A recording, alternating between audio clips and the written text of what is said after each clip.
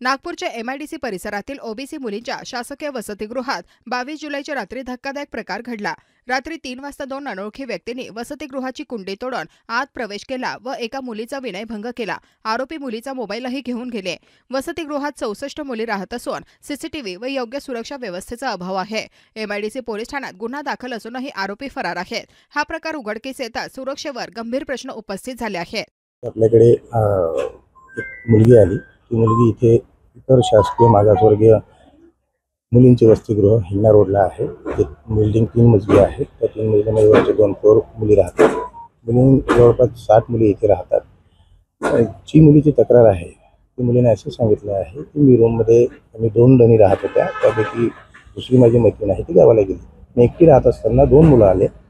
2 मुलांनी मला स्पर्श केला आणि माझा मोबाईल घेऊन पळून गेले।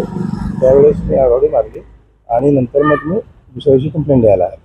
परंतु तिने असंही सांगितलं आहे की या फ्लोअरवरती मागचे गेट कायम उघडं असतं, त्याला कुठलेही कुलूप नव्हते आणि मी ज्या रूममध्ये राहते त्या रूममध्ये 2 दरवाजे आहेत।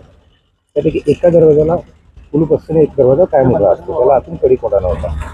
तसेच त्याने कंप्लेंटही केली की CCTV वगैरे पण नाही। त्यामुळे या CCTVचा फायदा घेऊन आरोपींनी मोबाईल चोरी आणि तिला बॅग टच करून काय आपण भारतीय न्याय संहिता कलम 75, 305 आणि 305 याप्रमाणे आपण गुन्हा दाखल केलेला आहे। त्या अनुषंगाने आपले तपास तात्काळ देऊन चौकशी सुरू आहे।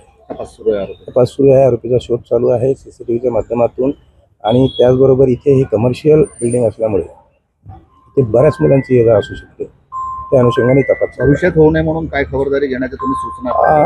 भविष्यात होऊ नये म्हणून समाज कल्याण विभागाला आम्ही वेगळ्या प्रकारचे पत्रही देणार आहोत की महिलांच्या सुरक्षेच्या दृष्टीने या ठिकाणी या गोष्टी आवश्यक होत्या। त्या संदर्भाने आम्ही तात्काळ ती पूर्तता करून घेत आहोत।